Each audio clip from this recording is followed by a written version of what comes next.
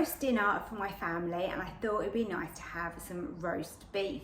So we're going to use steam roast. I'm actually cooking a chicken and other things alongside this, so I'm doing a really small piece because I get loads of people saying to me that they want recipes that are smaller portions, just for say 2 people, 3 people. So this size piece of roast beef is absolutely perfect for that.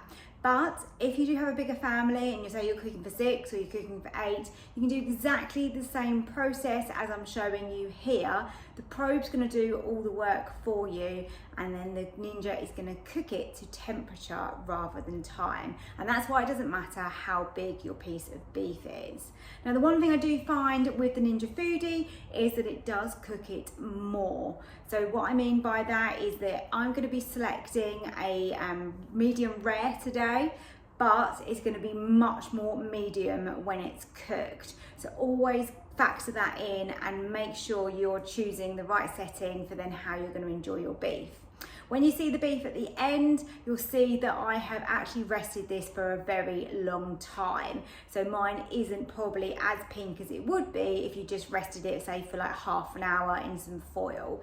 But it's really tasty. It's a great way of cooking your roast beef in your Ninja Foodi. So I hope you enjoyed this quick video. Don't forget to hit the like button for me and also subscribe to my channel. And then lastly, if you've not seen, I've got a brand new cookbook that is out called 4 Seasons. It's available on my website, so if you do want a copy of that, it's www.susannahskitchen.uk.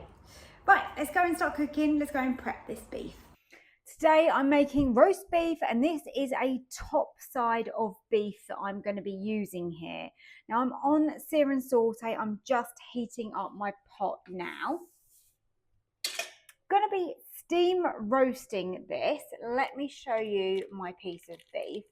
Now I have gone for a very small piece, and the reason is because I get a lot of people saying that they only kind of want to do recipes for 2 people.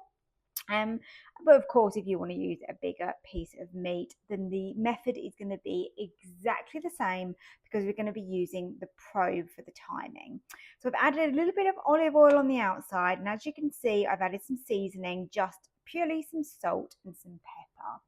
So let's get my beef straight into the pot there. As I said, I've oiled the beef rather than oiling the pot. And I just want to get a bit of colour on the outside on sear and saute first. Then we're going to insert the probe and move on to the next stage. So really, really simple. So yeah, this was a Marks and Spencer's British beef top side joint, 600 grams, and it says on there feeds 2 to 3. You'll be pleased to know that I've got myself a new pot recently. Ninja actually had an offer with 20% off. I think it was just Ninja 20 from memory. And yeah, it's all over the website anyway. So if that offer's still running, then you'll see that on the site. Made that a little bit cheaper for me to get a new one. If you haven't had your pot very long, then you can go to Ninja and speak to them about it. However, I mean, I use mine so much. So to be fair to Ninja, it has lasted really, really well. But it was getting to the point where the non-stick wasn't as good. But I'll still use my old pot, just depends obviously on what I'm cooking. But if I'm sear and sauteing like this, then yeah, having the non-stick is really good. As you can see, I've got silicone on the end of my tongs here to protect my pot. Let's have a look how we're doing. That is what we want. We want a little bit of brown caramelisation. So let's just flip that over.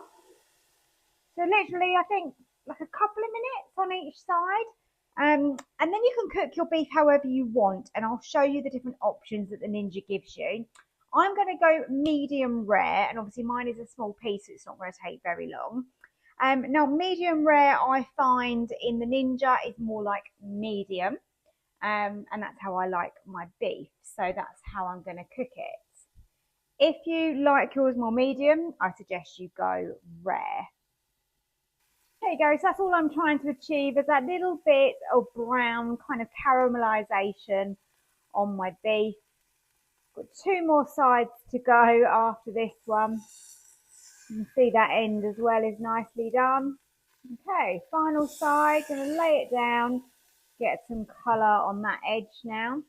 So I'm making like a big roast dinner today, and I'm only going to be cooking my beef on its own in here. If you want to add your potatoes, then by all means add your roast potatoes in at the same time as when you're cooking your beef.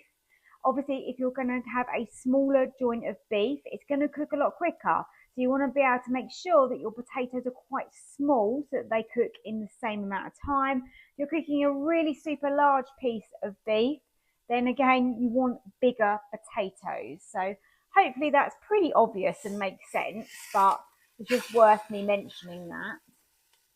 Okay, let's see if we've got a good bit of colour. Yes, we have. Perfect. So now what I'm going to do is add in my stock into the bottom of the pot. I'm using beef stock. Makes the most sense when we're cooking beef.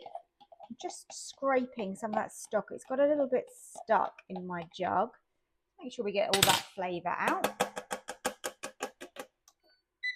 Turn off your sear and saute. You don't need that anymore.